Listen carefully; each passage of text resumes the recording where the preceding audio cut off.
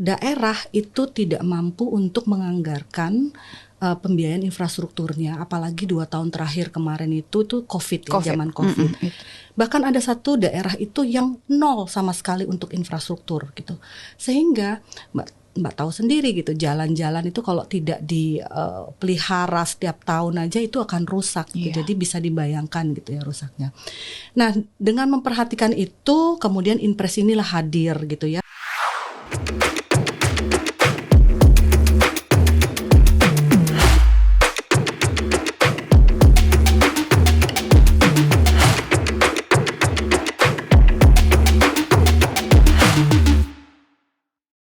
Sobat Bina Marga, selamat datang di Bincang Jalan dan Jembatan, persembahan Dirjen Bina Marga Kementerian PUPR bersama saya Rahma Hayuningdiah. Kali ini kita akan membahas pelaksanaan Inpres Jalan Daerah di wilayah Jawa Tengah dan Daerah Istimewa Yogyakarta. Sama seperti Yogyakarta, tamu kita kali ini juga istimewa. Ada Kepala BBPJN Jawa Tengah Daerah Istimewa Yogyakarta, Ibu Rin Marlia. Apa kabar Ibu Rin? Alhamdulillah baik, Mbak Rahmat. Selamat pagi, salam sehat. Salam sehat Bu Rin. Ini tanpa ada maksud gender stereotype ya Bu ya, profesi kepala balai yang ngurusin jalan, jembatan, proyek-proyek lapangan ini kan didominasi oleh laki-laki ya. Ini kayak pengen tahu aja sih Bu Rin, rasanya jadi Sri Kandi di tengah pejuang pembangunan yang kebanyakan laki-laki tuh kayak gimana sih Bu rasanya? Asik, banyak tantangannya. Iya, betul. Karena memang paket-paket kegiatan kita ataupun kegiatan di Kementerian PUPR ini khususnya untuk Bina Marga ini kan kita tahulah banyak didominasi oleh pria gitu ya. Dan tapi untuk anak-anak sekarang yang CPNS itu udah mulai banyak itu perempuannya Mbak. Jadi nggak perlu khawatir. Tapi memang tantangannya sangat tinggi ya, karena kita juga sebagai perempuan itu kan punya kodrat sebagai ibu gitu ya, sebagai wanita, sebagai istri gitu. Itu yang harus kita bisa membaginya lah gitu. Tetapi dari sisi untuk untuk istilah pekerjaan itu samalah dengan pria. Kita bisa mengatasi semua permasalahan-permasalahan. Bahkan mungkin kalau wanita itu dia bisa lebih detail dan lebih cermat lagi mengantisipasi resiko ke depan gitu. Bedanya itu jadinya ya. Sepertinya gitu ya. Tapi nggak masalah ya Bu Rin yang ngadepin jalan, jembatan, material yang semuanya serba keras gitu. Nggak masalah. Proyek lapangan berpanas-panasan. Nggak masalah. Kan ada topi gitu kan kita pakai ya, ada sunscreen kan bisa. Bahkan bisa tetap cantik di lapangan gitu. Iya, makanya itu ya juga mungkin bikin orang-orang jadi terinspirasi sama Bu Rin. Nah ini kita kan sekarang mau ngobrolin soal Inpres atau instruksi presiden ya Bu Rin, jalan daerah. Ini menarik karena bisa dibilang mungkin ini adalah sebuah terobosan. Banyak jalan-jalan daerah yang rusak, lama diperbaiki karena keterbatasan dari Pemda setempat. Mungkin lewat Inpres inilah akhirnya jalan rusak itu langsung dihandle sama pemerintah pusat. Betul. Mungkin salah satu yang paling viral terakhir-terakhir itu adalah kejadian yang di Lampung. Itu mungkin yang paling viral. Kebetulan saya mantan Balai Lampung juga. Oh iya, di saat-saat akhir itulah muncul viral itu. Nah ini kan ramai banget nih Inpres menyelamatkan lah akhirnya banyak warga yang memang merasa bergantung pada akses jalan gitu kan ya Bu ya dalam kesehariannya. Nah tapi untuk kemudian pemerintah pusat bisa turun tangan membantu memperbaiki jalan daerah yang rusak itu mekanismenya seperti apa ya Bu? Ya jadi di awal itu sebenarnya Menteri PUPR itu beliau menyampaikan arahan Bapak Presiden Jokowi di rapat terbatas gitu ya. Yang Bapak Presiden itu banyak menerima komplain ataupun laporan terkait jalan daerah yang rusak gitu ya. Nah dari total panjang 480.000 kilometer jalan daerah itu yang bagus itu hanya 42% dan sisanya itu sekitar 58% itu rusak. Sehingga sementara RPJMN-nya Pak Presiden itu targetnya itu 66% gitu harusnya baik gitu. Jadi ini masih di bawah kan. Nah di saat itulah Inpres ini hadir gitu. Karena memang daerah itu tidak mampu untuk menganggarkan pembiayaan infrastrukturnya, apalagi 2 tahun terakhir kemarin itu tuh COVID. Ya, zaman COVID. Sebagian besar daerah itu mereka mengalokasikan biaya bahkan infrastruktur untuk kebutuhan penanggulangan COVID. Bahkan ada satu daerah itu yang 0 sama sekali untuk infrastruktur gitu. Sehingga Mbak tahu sendiri gitu, jalan-jalan itu kalau tidak dipelihara setiap tahun aja itu akan rusak gitu. Jadi bisa dibayangkan gitu ya rusaknya. Nah, dengan memperhatikan itu kemudian Inpres inilah hadir gitu ya, kebijakan Bapak Presiden melalui Inpres nomor 3 tahun 2023 itu tentang percepatan peningkatan konektivitas jalan daerah. Tujuannya itu supaya pemerintah pusat tuh bisa ikut turun tangan membiayai jalan daerah, di mana pemerintah daerah tuh mulai kesulitan gitu untuk pendanaan jalan mereka gitu ya.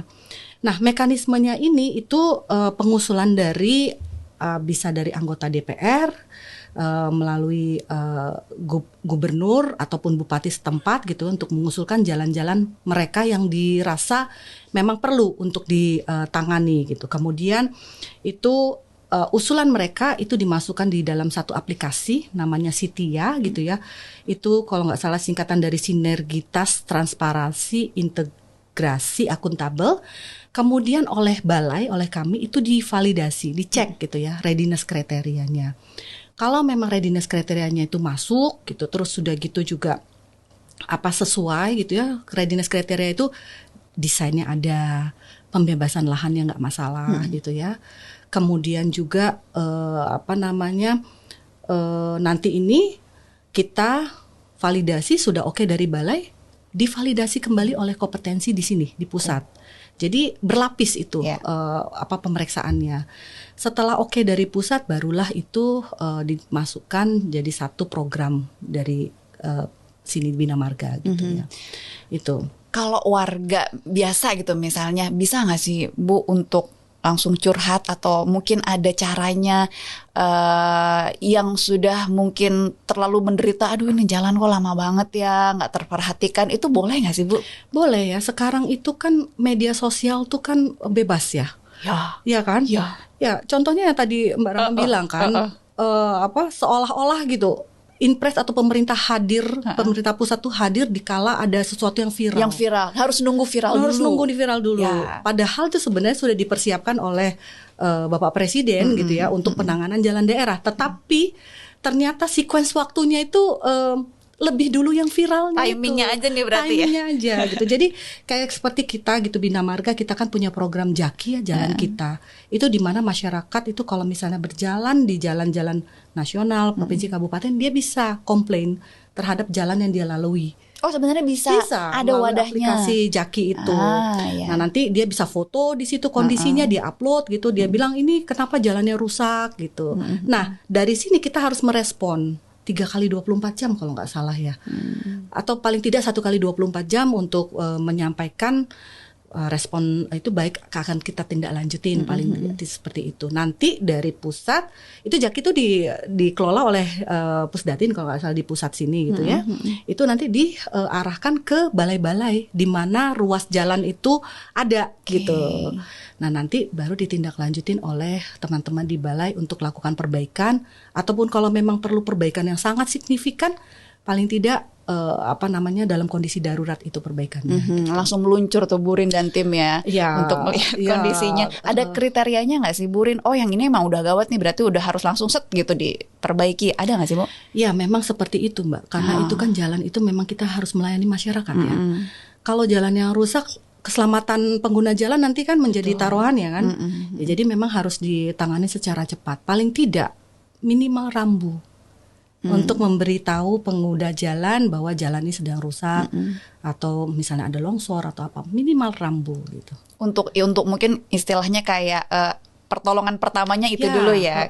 Oke. Nah untuk jenis penanganan yang tercakup dalam Inpres ini apa Bu? Penanganan jalan rusakkah atau mungkin mungkin ada beberapa hal yang spesifik gitu? Ya, jadi memang di dalam penanganan untuk jalan Inpres itu pertama itu kan seperti arwahnya si Inpres sendiri itu meningkatkan konektivitas jalan daerah ya.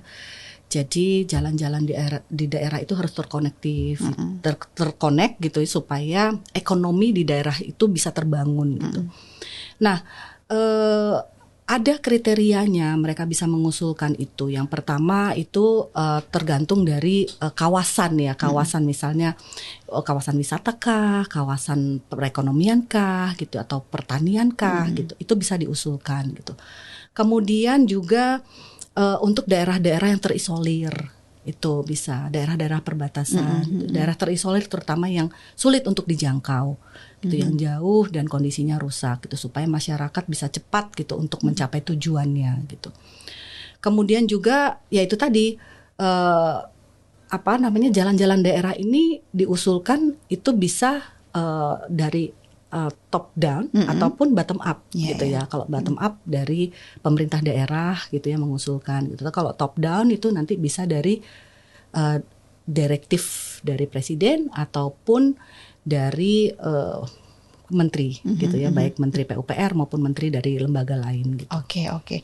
Nah, kalau untuk yang di wilayah Jawa Tengah dan Jogja ini, Bu Rin, ada berapa ruas jalan yang kemudian langsung ditangani dengan Inpres? Ya, jadi kita tuh total untuk penanganan IJD, Inpres Jalan Daerah, kita singkat IJD di Jateng dan DIY ini, total itu ada 271,23 kilo, Mbak. Lumayan banyak. Iya, jadi banyak. Untuk di wilayah kami Jateng DIY kita itu ada batch ya. Kita tuh ada semua balai itu ada batch 1A, 1B, dan katanya akan lagi ada 1C gitu. Nah di 1A sendiri itu kita itu dapat sekitar 700 miliar gitu ya. Kemudian di batch 2 juga hampir sama, jadi total itu hampir 1,6 sekian triliun. Dalam jangka waktu itu kurang dari 5 bulan untuk menangani jalan daerah itu. Jadi memang ini sangat-sangat beban yang berat ya, tetapi kita harus tetap melaksanakan ini gitu karena untuk membantu daerah gitu ya, supaya mereka juga kemantapan jalannya jadi baik, jadi meningkat gitu ya, sehingga bisa meningkatkan perekonomian mereka gitu. Nah, jadi yaitu dengan beban yang berat, waktu yang singkat, kita harus mencoba untuk membuat jalan itu menjadi baik. Dan kriterianya seperti yang kita lakukan di Bina Marga, menggunakan spesifikasi Bina Marga. Aturan-aturannya menggunakan aturan Bina Marga gitu. Dan ini nanti setelah jalannya itu selesai kita bangun, itu kita akan hibahkan ke daerah. Jadi pada waktu daerah itu mengusulkan jalan itu, dia itu harus membuat pernyataan bahwa mereka siap menerima jalan yang sudah kita perbaiki. Otomatis kalau itu sudah dihibahkan, mereka harus memelihara, gitu ya. Sayang kan kalau kita sudah perbaiki gitu, terus mereka tidak pelihara gitu kan, sayang sekali. Gitu. Jadi mereka harus punya komitmen juga untuk menerima hibah, dan konsekuensinya mereka harus memelihara jalan itu. Itu jumlah anggaran yang sangat fantastis loh, Bu Rin ya. Karena memang juga ternyata ruas jalan yang harus diperbaiki panjang banget. Saya nggak kebayang kalau misalnya Inpres nggak ada gitu ya. Mau sampai kapan gitu rakyat kita harus merasakan jalan yang rusak itu, kasihan. Iya. Nah, melihat karakter Bu Rin ya, meskipun mengepalai banyak proyek yang sifatnya adalah banyak di lapangan, tapi kan ada karakter keibuannya ya. Ini kayaknya sering dicurhati warga nggak, Bu? mungkin bisa ditanyain sama anak-anak saya. Jadi karena ibu namanya, curhat tebel gitu kayaknya. Kan namanya emak-emak kali ya. Gitu. Jadi ya nggak beda lah dengan ibu-ibu yang lain gitu. Dan kadang-kadang suka cerewet juga gitu ya. Dan kalau dicerewetin itu teman-teman pada bilang, ya maklumlah ibu-ibu.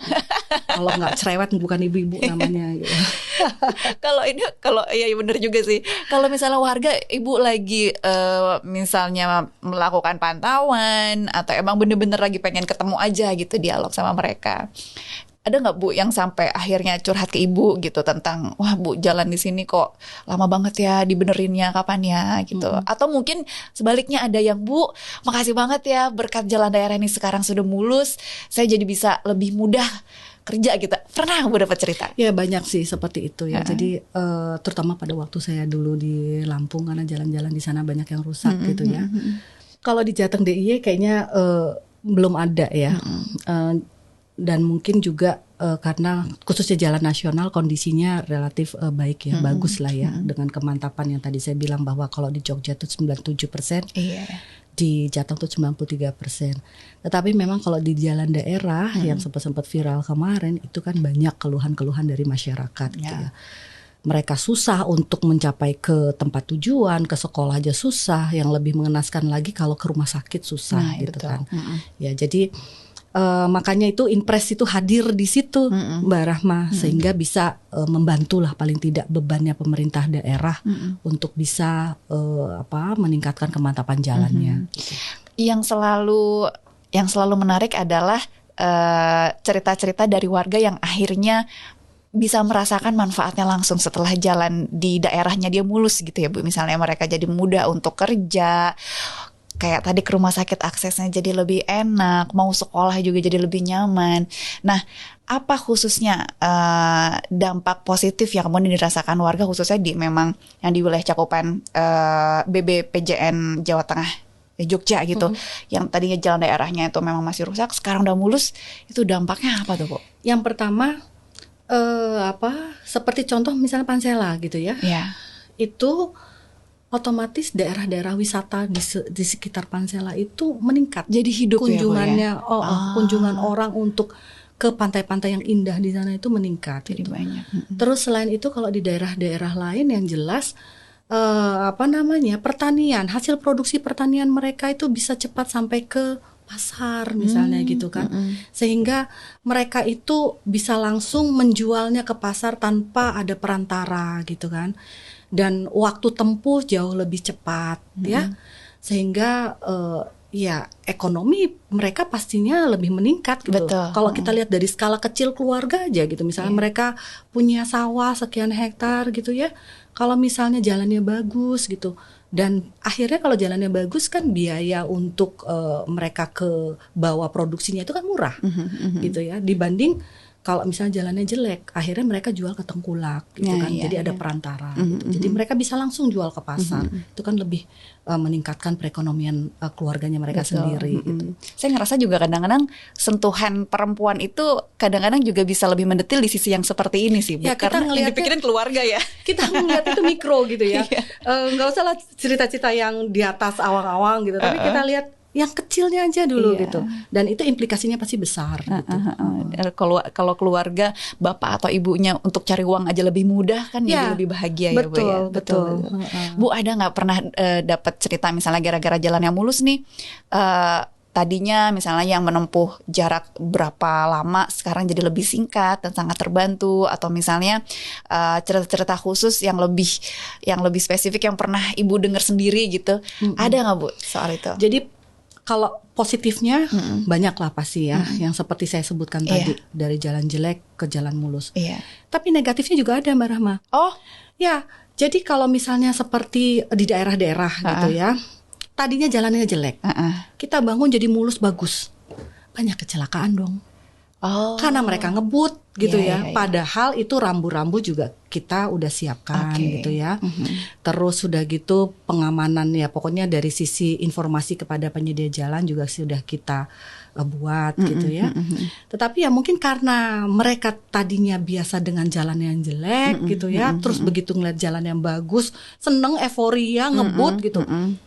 Kecelakaan tuh banyak yang terjadi seperti itu gitu. Jadi memang di saat kita membangun jalan, kita juga harus memberikan sosialisasi kepada masyarakat bahwa jalan yang sudah kita bangun itu sudah bagus, dan tetap harus memperhatikan rambu-rambu lalu lintas, kurangin kecepatan, misalnya daerah tikungan gitu-gitu. Wah, itu kali itu kan nggak terbayang kan? Bener, nggak terbayang. Kayaknya luput nih. Ngeliatnya kan wah enak bagus, jalanan jadi bagus gitu. Tapi di sisi lain gitu ada yang seperti itu. Berarti ketika kita membangun jalan sebenarnya bukan perkara cuman jalannya aja nih yang harus dibetulin, tapi pelengkapnya juga. Jadi untuk memberikan keselamatan bagi pengguna jalan. Pelengkapnya dan sekaligus sosialisasi tadi berarti ya Bu ya. Betul. Dari warga sekitarnya juga udah harus langsung dikasih wanti-wanti, ini jalan udah mulus, jangan kebut-kebutan ya. Itu kadang-kadang suka luput deh Bu, bener ya Bu? Iya betul. Ya itu harus terperhatikan juga. Nah, kalau misalnya kita berbicara soal, kalau tadi kan mungkin kita udah ngobrol tentang dampak positifnya gitu, sampai ternyata juga ada hal yang harus diperhatikan lagi setelah jalan itu jadi mulus gitu kan. Nah, menuju ke sana nih Bu, menuju ke jalan yang mulus itu kan pasti banyak perjuangannya juga, banyak tantangannya juga. Apa yang paling bikin Burin susah tidur, kepikiran? Apa Burin? Jadi khususnya kalau untuk jalan daerah ini ya Mbak ya, terus terang waktu yang kita ditargetkan waktu itu sangat-sangat singkat. Jadi waktu itu 4 bulan gitu ya. Di dalam waktu 4 bulan itu sudah masuk tahapan perencanaan juga gitu. Ya. Jadi dari sisi waktu itu kita juga agak punya tantangan tersendiri gitu ya. Sehingga memang untuk readiness kriterianya itu kita mengambil desainnya itu dari daerah. Tapi kan harus kita verifikasi dan validasi lagi kan desainnya. Iya, itu prosesnya kan panjang ya Bu ya. Gitu. Jadi nggak bisa saatnya gitu kita ambil langsung kita itu. Kadang-kadang kalau kita ngambil langsung dari desainnya daerah itu ada yang perlu diimprove gitu. Misalnya ketersediaan lahannya, tiba-tiba setelah kita lakukan field engineering survey ke lapangan gitu ya, ternyata di sini itu masih harus ada pembebasan lahan gitu. Nah itu kan ada yang kendala gitu ya. Selain itu juga banyak juga daerah-daerah yang mengusulkan ruas jalannya memang untuk pembangunan. Jadi sama sekali belum ada jalan existing, atau paling juga jalan existing tapi setapak. Sehingga kita harus membuka jalan tersebut gitu ya, di dalam jangka waktu yang tadi itu gitu. Bisa bayangin kan kalau misalnya kita harus membangun satu jalan gitu ya, itu dengan waktu yang terbatas gitu. Selain itu juga tantangan lainnya adalah otomatis kita harus memastikan bahwa mutu yang kita kerjakan itu sesuai dengan spesifikasi Bina Marga atau sesuai dengan yang selalu kami kerjakan gitu. Jadi kami ini dibantu dengan para satker, PPK gitu ya di lapangan, dan juga ada konsultan untuk memastikan bahwa mutu dari pekerjaan yang dikerjakan oleh kontraktor itu sesuai gitu. Meskipun di dalam jangka waktu 4 bulan ini gitu. Jadi ya memang harus kerja keras gitu ya. Sementara juga dari sisi SDM itu juga kita punya tantangan. Kita dibebankan dengan pekerjaan yang banyak, ruas-ruas yang tersebar banyak untuk penanganan jalan daerah. SDM kami cuma segitu-gitu aja gitu. Ya, jadi ya bisa dibayangkan gitu nanti di akhir tahun ini di Desember di mana Impres itu pada selesai itu untuk dokumen administrasi itu benar-benar banyak. Gitu. Kayak 4 bulan tuh gak napas ya. Gak napas. Kami tuh memang gak pernah napas. Kerja dan kerja gitu kan. Gak beres-beres emang gak akan mungkin ya. Gak akan mungkin ada selesainya. Tapi waktu itu bagaimana solusinya Burin? Dalam waktu sependek itu harus selesai. Ya jadi kami kan dalam satu tim lah ya. Kita kerjasama baik dengan pemerintah daerah, pemerintah pusat juga gitu ya.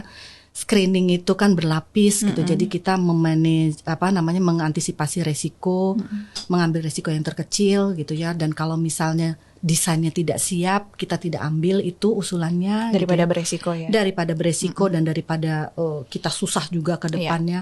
Lahan yang nggak bebas kita nggak akan ambil gitu. Jadi kita ambil yang memang readiness kriterianya itu ready gitu. Kemudian juga kita memaksimalkan untuk melakukan monitoring dan evaluasi di lapangan secara intens gitu ya. Saya memang meminta para bidang di tempat jajaran kami ini untuk turun membantu satker-satker memonitor pekerjaan gitu ya, sebar semua tim gitu memonitor pekerjaan supaya ya itu tadi sesuai dengan spesifikasi Bina Marga.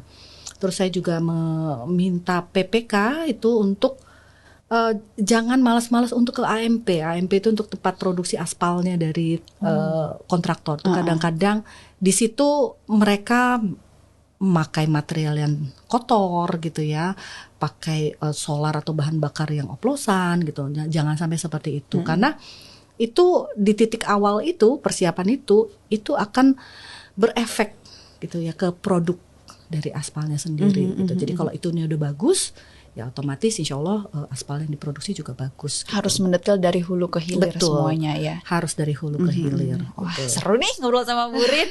Sobat Bina Marga, demikian bincang kita kali ini. Jangan lupa untuk subscribe, kemudian like dan share program ini. Kalau ingin tahu update proses dan juga progres pembangunan jalan dan jembatan, jangan lupa untuk follow sosial media kami di @pupr_Bina Marga. Saya Rahma Hayuning dia pamit, sampai jumpa. Tetap semangat menyambung negeri.